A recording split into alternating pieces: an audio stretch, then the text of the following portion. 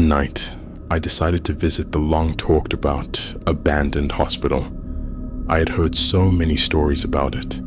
It was once a place where people were treated, but then, mysteriously, it was shut down. No one really knew what happened, but over time, the hospital became a terrifying place for the locals.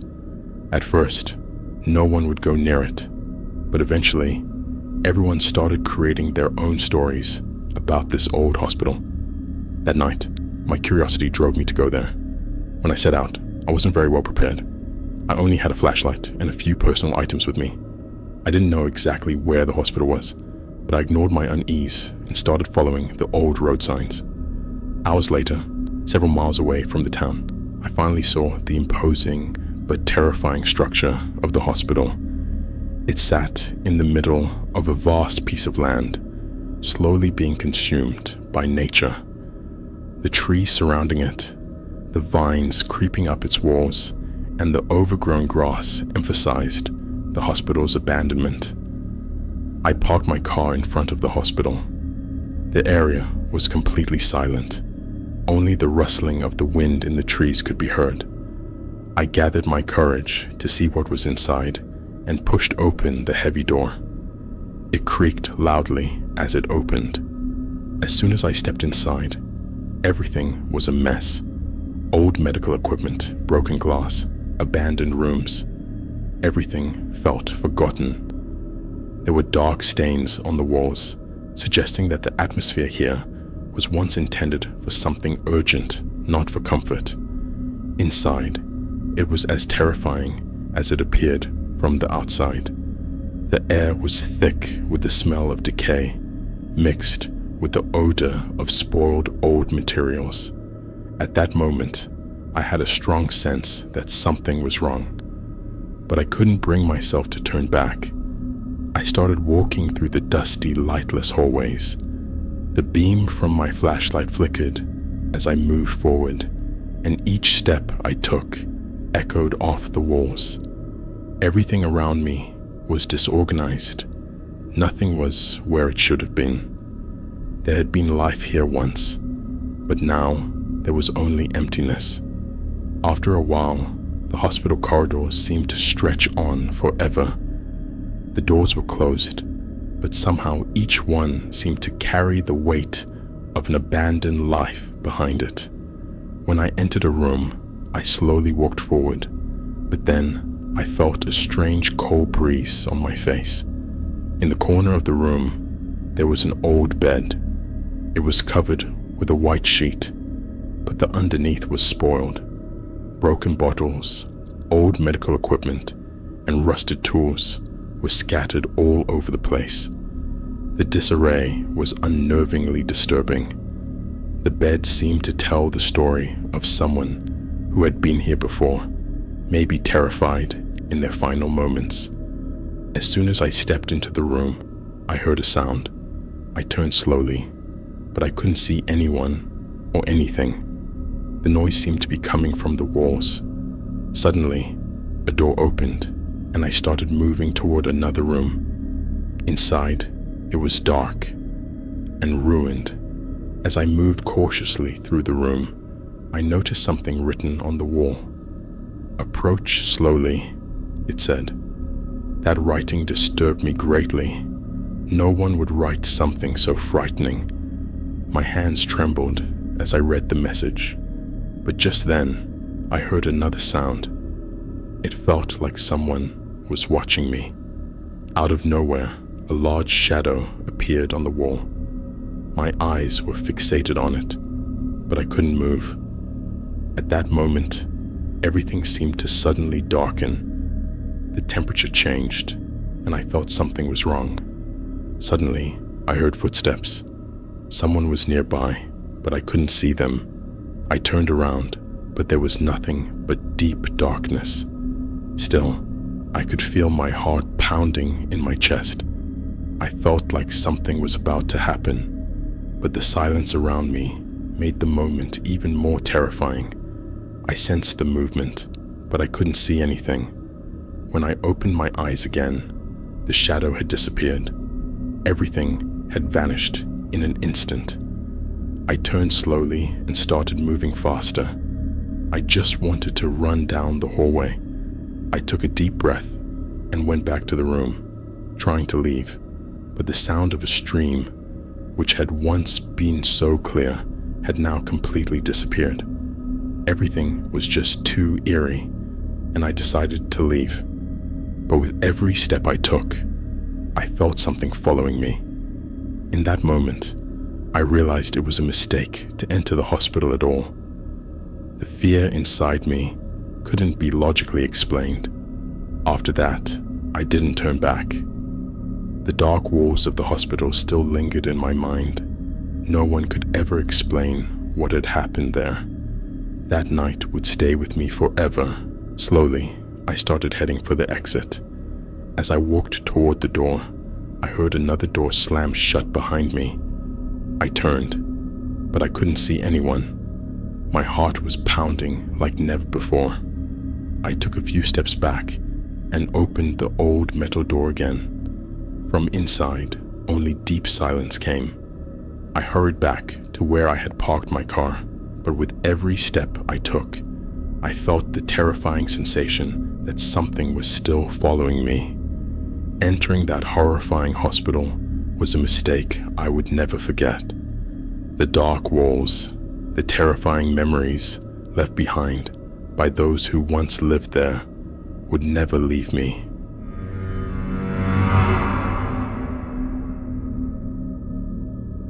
Even telling this story makes me shiver because it might sound unreal or absurd, but I can't forget what I experienced. That place, that cursed building, still haunts my dreams. A few years ago, one evening, my curiosity got the better of me, and I decided to visit that old, abandoned building. In our small town, there were countless rumors about it. Missing people, screams echoing through the night, and stories of unseen entities whispering in the shadows. That night, I wanted to prove to myself that none of it was true. I arrived just as the sun was setting. The air reeked of rotting wood and rusty metal. The front door was slightly ajar, almost as if inviting me in. My heart was racing, but I stepped inside. The interior was even more eerie than the outside. Dust coated everything, and shards of broken glass littered the floor. But what caught my attention most were the mirrors. Every room had old, cracked mirrors covering the walls. Even my own reflection sent chills down my spine. As I wandered through the hallways, I noticed a staircase. It seemed to call out to me, daring me to climb. Deep down, a voice screamed, "Don't go!" But I ignored it. Each step creaked loudly, echoing in the suffocating silence. When I reached the upper floor, the atmosphere shifted dramatically. The air felt heavier. The hallway stretched before me, lined with doors, each slightly ajar. Cold air seeped out from behind them, but it wasn't an ordinary cold. It felt invasive, like it was sinking into my very core. As I moved toward the door at the end of the hallway, faint whispers began to emerge from the other rooms. The further I went, the louder they grew. Then, out of nowhere, I heard a child's laughter coming from one of the rooms. I froze. Finally, I reached the door at the end. It was different from the others. Unlike the slightly open doors, this one was completely shut, with strange symbols etched into its surface. I don't know why, but I felt compelled to open it. My hands trembled as I grasped the cold metal doorknob and pushed the door open. Inside, the room was oddly clean. The walls were painted a deep red, and in the center stood a single chair. But what unsettled me the most was the enormous mirror on the far side of the room. At first, I only saw my own reflection. Then I noticed something else. Slowly, a woman appeared in the mirror, sitting on the chair behind me. She wore a tattered dress, and her face was obscured by a veil. I couldn't move.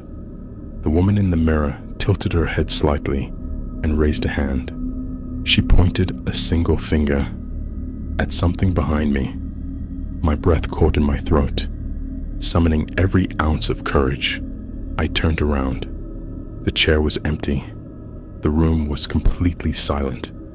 But in the mirror, she was still there, sitting and staring at me. Panic set in, and I bolted out of the room, sprinting down the hallway. But as I ran, the corridor seemed to stretch endlessly. No matter how far I went, the doors grew further apart.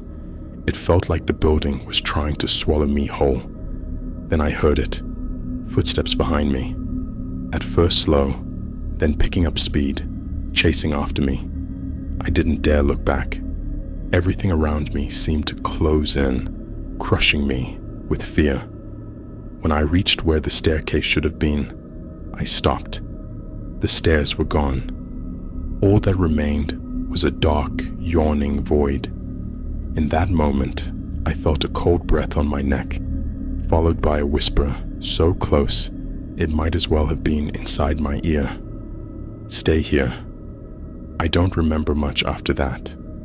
When I came to, I was outside, trembling uncontrollably. My flashlight and camera were gone. The notebook I carried with me was completely burned, leaving behind only charred fragments. I've never stepped foot near that building again, but every night I dream about it. Those watching eyes, those whispering voices. That place took something from me, and I don't think it will ever give it back. I don't know what's in there, but one thing is certain. That building isn't just abandoned. Something lives inside, and it's waiting.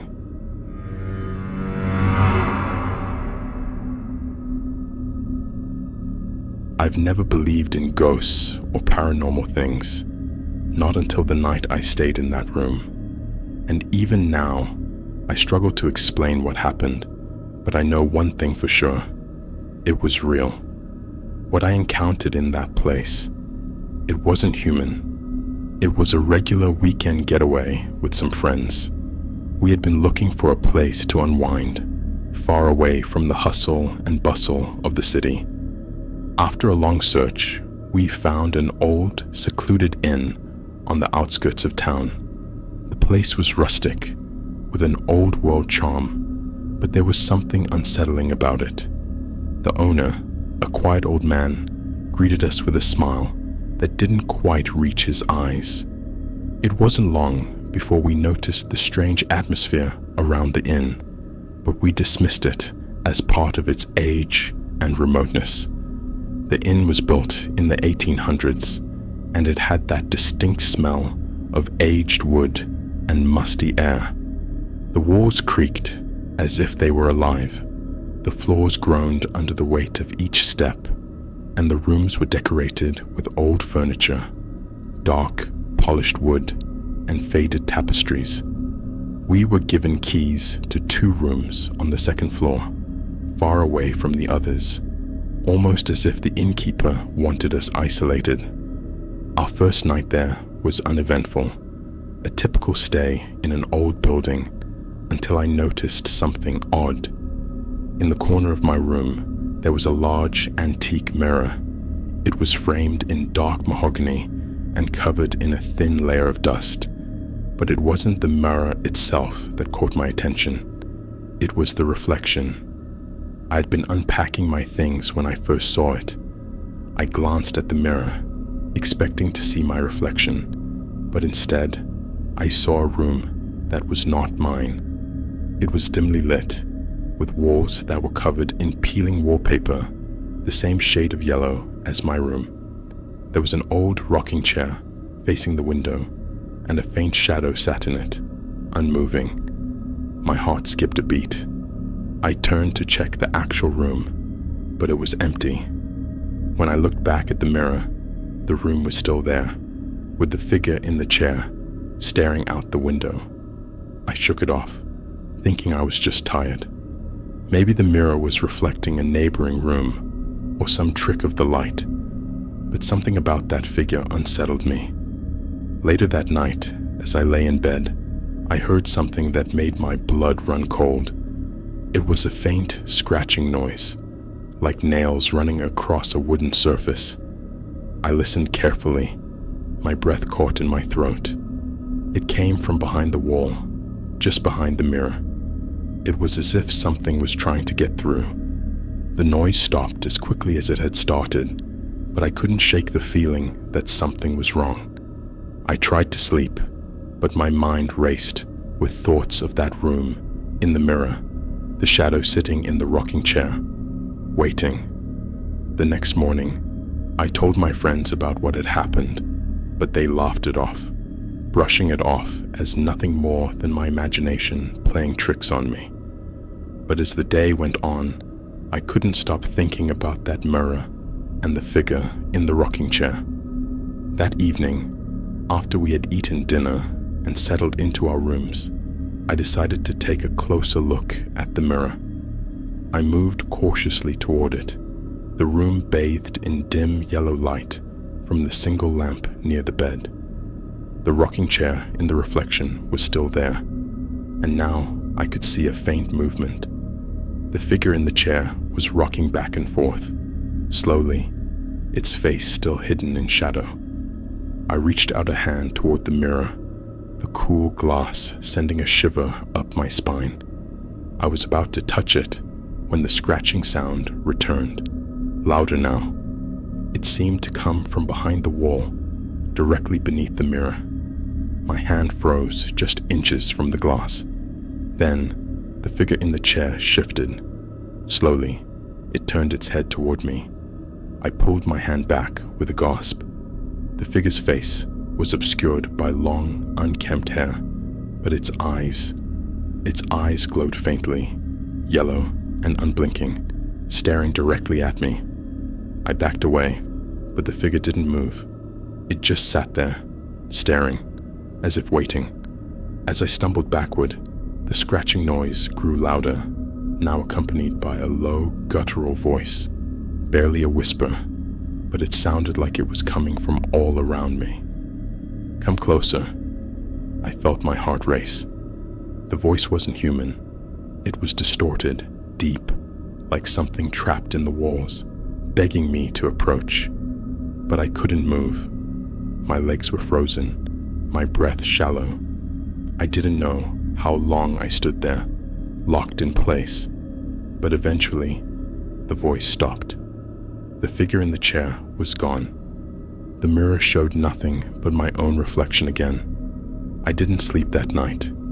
I barely slept the next few nights. I kept the light on, too terrified to close my eyes.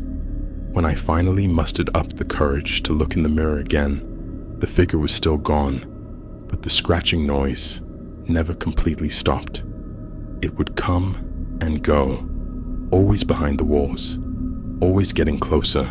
The last morning I spent in that inn, I tried to tell the innkeeper what had happened, but he only nodded and told me that the room I'd stayed in was special. It chooses its guests. He didn't elaborate further, and I left as quickly as I could, never looking back. To this day, I don't know what that thing in the mirror was or what it wanted, but I know one thing. It was real.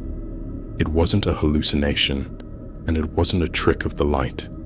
That room, that mirror, and whatever it was in the walls, they weren't part of this world. And I'm not sure if I escaped it that night, or if it just let me go. Now, every time I pass a mirror in a dimly lit room, I wonder if it's still watching, waiting for me to get too close again.